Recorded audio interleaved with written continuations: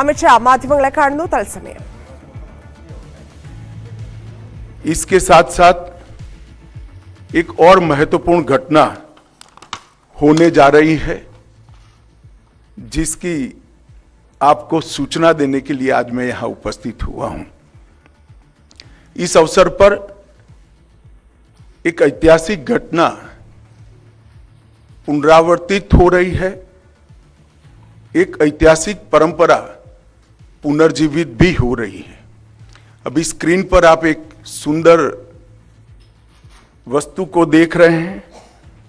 राजसी लगती है वस्तु, इसके पीछे युगों से जुड़ी हुई एक परंपरा छिपी है. इसको तमिल में सेंगोल कहा जाता है और इस शब्द का अर्थ संपदा से संपन्न और ऐतिहासिक है. आज मैं आप सभी को इसको साझा करने के लिए यहां पर उपस्थित हुआ हूं. यह एक हमारी बहुत पुरानी सभ्यता से जुड़ी हुई प्रथा है, जिसकी गहरी जड़ें देश की परंपराओं में समाहित है. आजादी के अमृत महोत्सव में प्रधानमंत्री जी ने जो कुछ लक्ष्य तय किए थे, उसमें एक लक्ष्य हमारी ऐतिहासिक परंपराओं का सम्मान और उसका पुनर्जागरण भी था. ये सेंगोल उसी लक्ष्य की परिपूर्ति के लिए आज मैं आपके सामने इसकी इंफॉर्मेशन को लेकर आया हूं. ये घटना जुड़ी है आजादी की क्षण के साथ. 14 अगस्त 1947 की रात को एक बहुत महत्वपूर्ण ऐतिहासिक और अनोखी घटना ने आकार लिया था, जिसकी 75 साल के बाद आज देश के अधिकांश नागरिकों को जानकारी नहीं है. यह सेंगोल जो अभी आपने स्क्रीन पर देखा था, उसने हमारे इतिहास में एक अहम भूमिका निभाई है. और ये सेंगोल अंग्रेजों से भारतीयों के साथ सत्ता के हस्तांतरण का एक प्रतीक बना था. इस घटना के ऐतिहासिक महत्व को जानने के बाद आप सभी को आश्चर्य होगा कि इतने सालों तक ये हमारे सामने क्यों नहीं आई. जब इसकी जानकारी प्रधानमंत्री जी को मिली, इस पर गहराई से विचार करने के बाद प्रधानमंत्री जी ने इसकी गहन जांच के आदेश दिए और फिर निर्णय लिया कि गौरवमयी प्रसंग को ध्रुव तारे के समान, परंपराओं के ध्रुव तारे के समान देश के सामने रखना चाहिए. इसीलिए हमारे नए संसद भवन के लोकार्पण के दिन को चुना गया. अब मैं थोड़ा इस घटना के बाद में आपको बताऊंगा. 14 अगस्त 1947 की रात को लगभग 10:45 पर पंडित जवाहरलाल जी के ने विशेष रूप से तमिलनाडु से आए हुए अधिनम से सेंगोल को स्वीकार किया था. उन्होंने इसे अंग्रेजों से भारत को सत्ता प्राप्त करने के प्रतीक के रूप में पूर्ण विधि विधान के साथ स्वीकार किया था. पंडित नेहरू ने 14 अगस्त की रात को अपने निवास पर कई नेताओं की उपस्थिति में सेंगोल स्वीकार कर सत्ता के हस्तांतरण की प्रक्रिया को एक प्रकार से पूरा किया था, जिनमें श्री राजेंद्र प्रसाद भी थे, जो बाद में हमारे राष्ट्रपति बने. ये घटना क्यों और कैसे हुई, हम सब जानते हैं कि सन 47 में भारत को आजादी देने का जब निर्णय हुआ, तब लॉर्ड माउंटबेटन को इस प्रक्रिया को निर्विघ्न समाप्त करने के लिए भारत के वाइसरॉय बनाकर भेजा गया. जब ये प्रक्रिया करने का समय आया, तब लॉर्ड माउंटबेटन क्योंकि इंग्लैंड से आते थे, इनको हमारी सांस्कृतिक और पारंपरिक व्यवस्थाओं की जानकारी नहीं थी। उन्होंने पंडित जवाहरलाल नेहरू जी को ये प्रश्न किया कि ब्रिटिश से भारतीयों के हाथ में सत्ता का हस्तांतरण के प्रतीक के रूप में कौन सा विशिष्ट परंपरागत समारोह का आयोजन किया जाना चाहिए। पंडित जी भी कंफ्यूज थे। उन्होंने थोड़ा समय मांगा और कहा कि मैं साथियों से चर्चा कर आपको इसके बारे में जानकारी दूंगा। पंडित जवाहरलाल नेहरू जी ने चर्चा करने के लिए अपनी पसंदगी बहुत अनुभवी स्वतंत्रता सेनानी, दार्शनिक, भारतीय परंपराओं के जानकार, इतिहास के मर्मज्ञ ऐसे विद्वान सी राजगोपालाचारी पर नियुक्त की, जिनको हम राजा जी के नाम से जानते हैं। उन्होंने ये बात को राजा जी के सामने रखा। राजा जी ने अनेक पुराने ग्रंथों का अभ्यास कर, अनेक प्रक्रियाओं को स्टडी कर साम्राज्यों के समय में सत्ता के हस्तांतरण की प्रक्रिया का एक सटीक इतिहास रेखांकित कर इस सेंगोल की प्रक्रिया को चिन्हित किया और पंडित नेहरू को बताया कि हमारे यहाँ हमारी परंपरा में इस सेंगोल के माध्यम से सत्ता के हस्तांतरण की प्रक्रिया को अधिकृत किया गया है। और इस प्रकार ये प्रक्रिया तय हुई और पंडित नेहरू ने पवित्र सेंगोल को तमिलनाडु के अधिनियम से स्वीकार कर अंग्रेजों से भारतीयों के हाथ में सत्ता के हस्तांतरण को आकार दिया। वही क्षण था जब पंडित नेहरू ने सेंगोल को स्वीकार किया, जब हम जिसको स्वतंत्रता कहते हैं इसका सटीक स्थान था। इस अनुष्ठान का उद्देश्य इस तथ्य का स्वीकारीकरण है कि भारत में विदेशी शासन भारत के लोगों के पास एक ऐसी आध्यात्मिक प्रक्रिया से आई जो प्राचीन और भारत की सुदृढ़ परंपरा है। पंडित नेहरू ने इस अनुष्ठान के संपादन के लिए दक्षिण के मठाधिपति को स्वीकार कर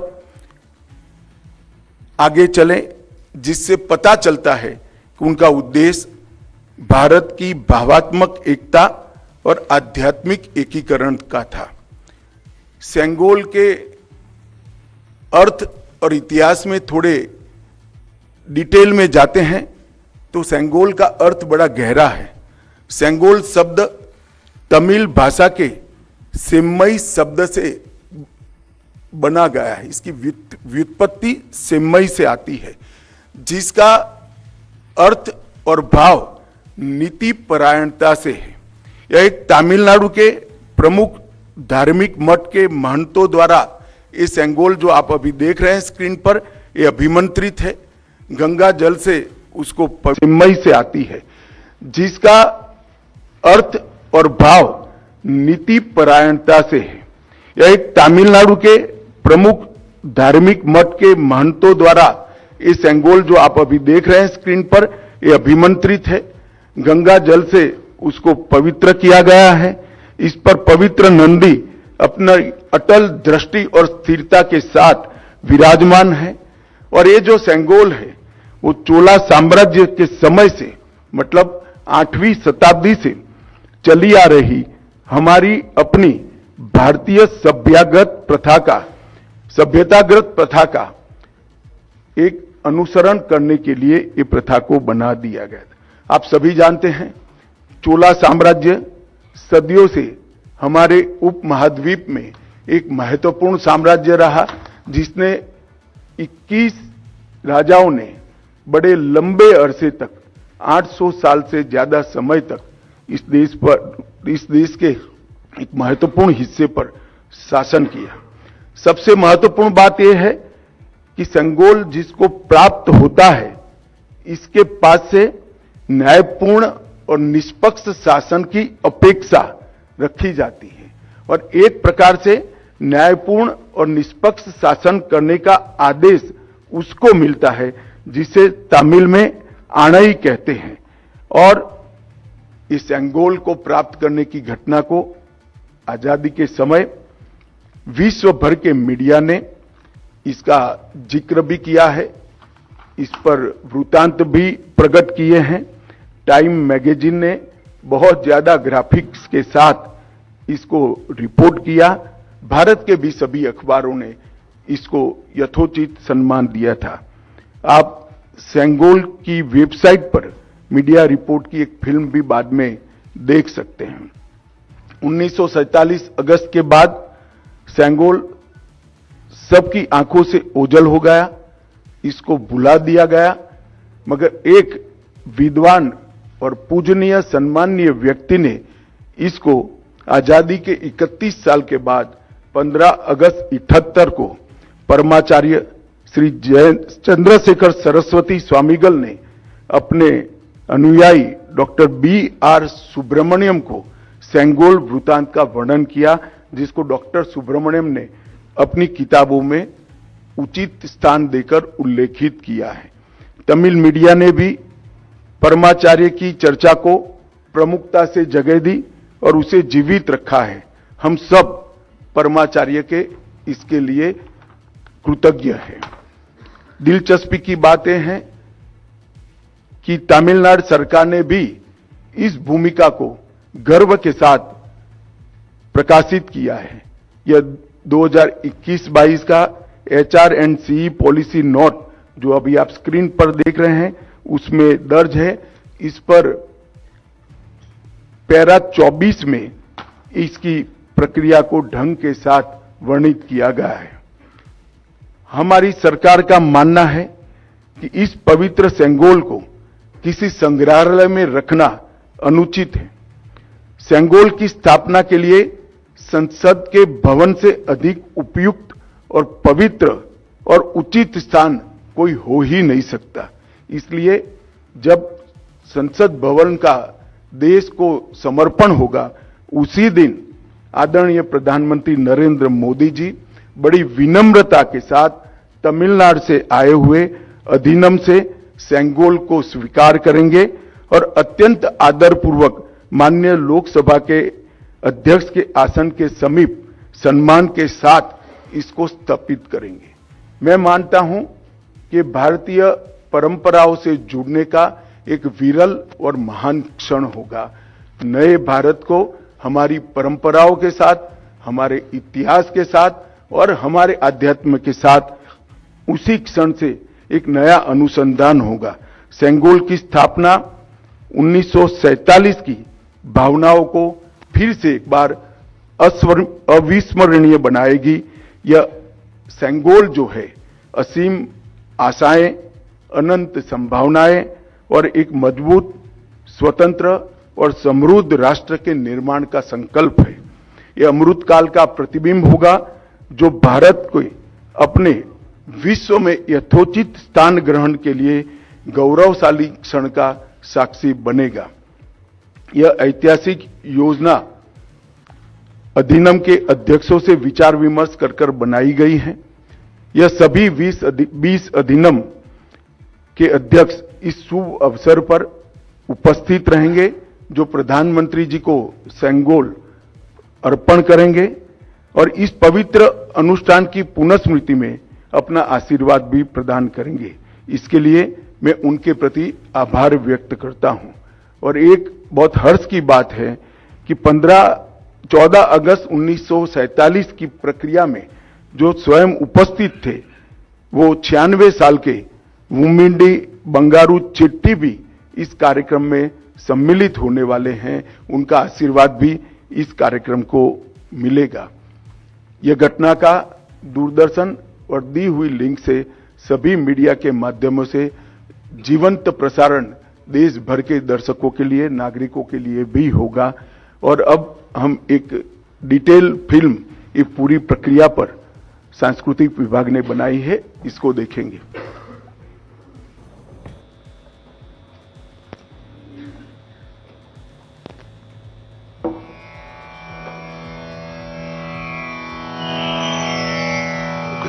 August 1947 Madras Presidency, Tamil Nadu।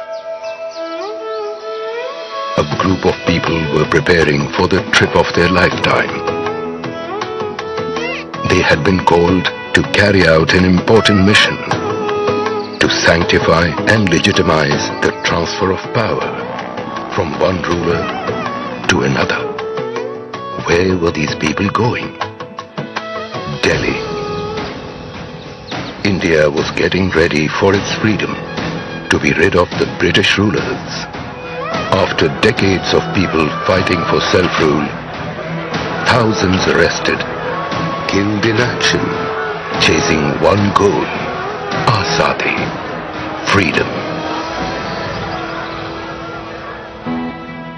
The last Viceroy, Lord Mountbatten, had a task to complete, to hand over power to the Indians. He had a simple query. How should this moment of handover be conducted? A handshake would hardly do. What is the symbolism that should be adopted for the moment? He posed this question to Pandit Jawaharlal Nehru. A good question, something that needed thought. A puzzled Nehru turned to the veteran freedom fighter, Shri C. Rajagopalachari. Rajaji, as he was popularly known, was from Tamil Nadu. Nehru respected Rajaji's erudition and knowledge of Indic customs and civilization. Well-read as he was, he found the answer in India's past. In the Chola kingdom of Tamil Nadu, one of India's oldest and longest continuous reigns. The transfer of power from one Chola king to another was marked by the passing of the Sengol, the staff of righteousness, blessed by the high priest of the time, invoking the blessings of Lord Shiva, the Cholas being his ardent devotees. Worship continues in their 1,000-year-old temples to this day. Rajaji recommended that a similar ceremony and symbolism be followed. Nehru accepted this. Rajaji wasted no time in contacting the leading Dharmic mutt or monastery, The Thiruvadurai Adinam, established over 5 centuries prior, located in the heart of Chola land, functioning to this day.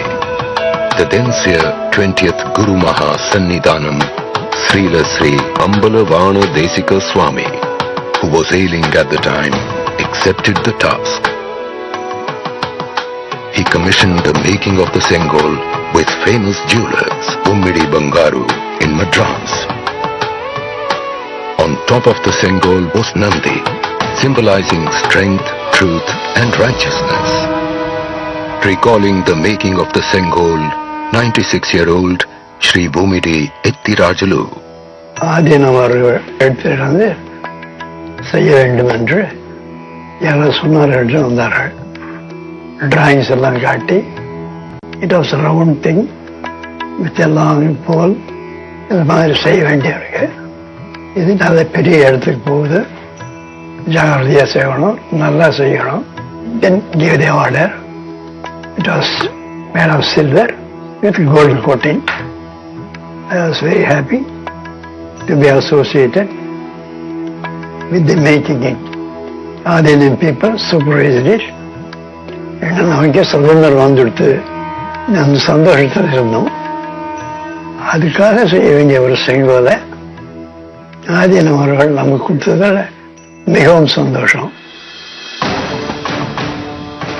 The holy seer directed his deputy, Srila Sri Kumaraswamy Tambiran, the Adinam's Oduvar, special singer Manikam, and Nadaswara Vidwan T.N. Rajaratnam Pillai to conduct the proceedings. The delegation was flown to Delhi on a special flight. On the night of August 14, 1947, Srila Sri Kumaraswamy Tambiran gave the Sengol to Lord Mountbatten.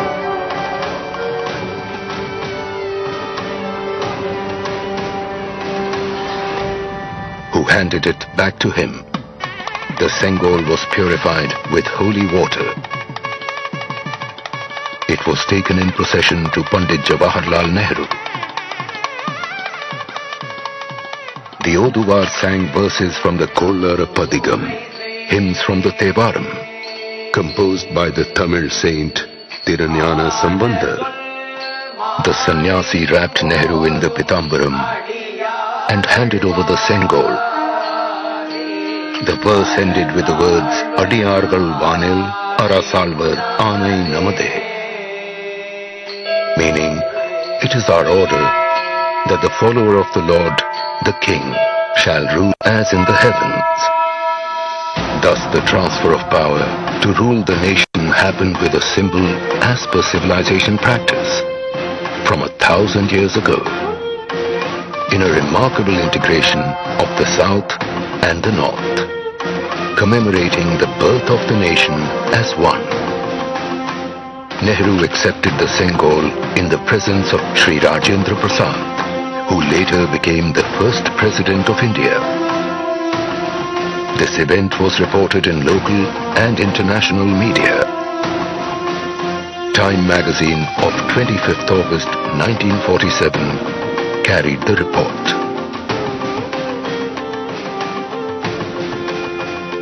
Pandit Nehru thereafter went on to deliver his famous address at the midnight hour of August 14th, 1947.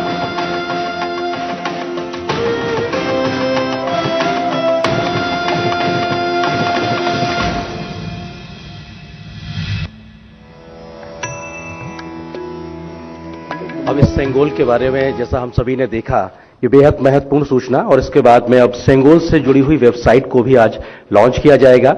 इस सिलसिले में हम फिर से निवेदन करेंगे केंद्रीय गृह एवं सहकारिता मंत्री श्री अमित शाह जी से कि कृपया वो वेबसाइट का लॉन्च करें।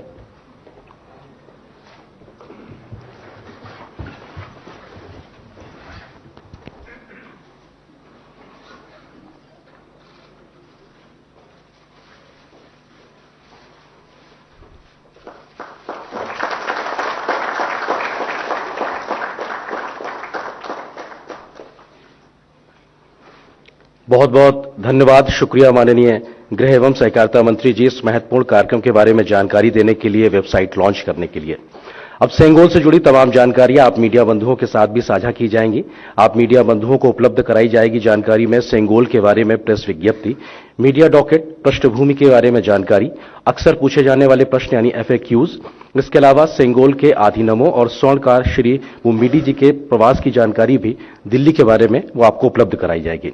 और आज की इस प्रेस वार्ता में माननीय गृह मंत्री जी द्वारा सेंगोल के बारे में शुरुआती जानकारी साझा करने के बाद अब आप मीडिया बंधुओं से कुछ सवालों को भी आमंत्रित किया जा रहा है। इस सिलसिले को आगे बढ़ाने के लिए अब मैं आमंत्रित करता हूं पत्र एवं सूचना कार्यालय के प्रधान महानिदेशक श्री राजेश मल्होत्रा जी को। एक सेकंड, पहले मेरा निवेदन है कि इसी प्रक्रिया के बारे में ही सवाल करिए। मैं नहीं चाहता कि कोई राजनीतिक बात आज के महत्वपूर्ण प्रसंग में आए। मैं आपको मिलता ही रहता हूं। 100 नंबर, 100 नंबर, इधर फ्रंट पे। हाँ, Amit ji, vanakkam.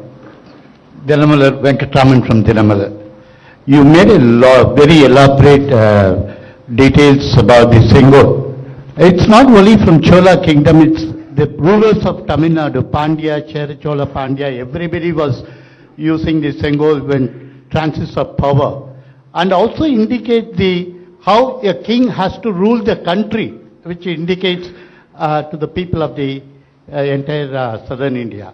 Now, the southern India people have shut the door for the BJP, for the... चलिए, मैं समझ गया, हो गया आपका सवाल। नेक्स्ट। और सर, वो आपका कोई रिएक्शन नहीं है क्या सर? चलिए, मैंने कहा ना आज राजनीति की चर्चा नहीं करनी है भाई। आप इतना सुनकर भी इतने सन्नीय पत्रकार होकर करते हैं। सर, आपने जिस तरह से बताया कि 1947 में पंडित नेहरू देश के प्रथम प्रधानमंत्री ने पवित्र सेंगोल को सत्ता हस्तांतरण के प्रतीक के रूप में स्वीकार किया था। अब 28 मई को प्रधानमंत्री नरेंद्र मोदी जी उसी को देश के सामने रखेंगे। गर्व का क्षण होगा और इस क्षण पर सभी को गर्वान्वित होना चाहिए, सबको उपस्थित रहना चाहिए, पूरे देश को भावनाओं के साथ, और जो सांसद हैं या वहां पर रहना चाहिए उपस्थित, इस क्षण को देश के सामने अपने आप को भावना प्रकट करने के लिए। नहीं, हमने तो भारत सरकार ने सबको विनती किया है कि आप उपस्थित रहिए, सब अपनी अपनी भावना के अनुसार करेंगे। 90 सर, ये वही सिंगोल है जो जवाहरलाल नेहरू जी ने लिया था या नया बना है, और अगर नया है तो पुराना वाला कहां है? यही सिंगोल है जो जवाहरलाल नेहरू जी को दिया गया था जी। 69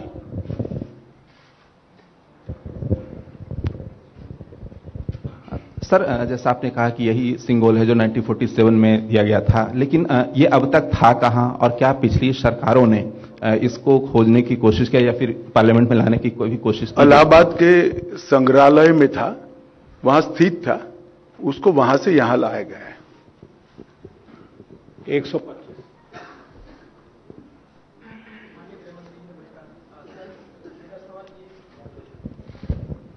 गृहमंत्री जी नमस्कार। मेरा सवाल यह है सर, जो पूरी प्रक्रिया दिखाई गई, जो वीडियो भी दिखाया गया, इसमें पूरी जानकारी मिली है कि कैसे ये इसका ऐतिहासिक महत्व है और कैसे इसको प्राप्त किया गया। तमिलनाडु के लोग आए, उन्होंने ये दिया, सत्ता हस्तांतरण हुआ।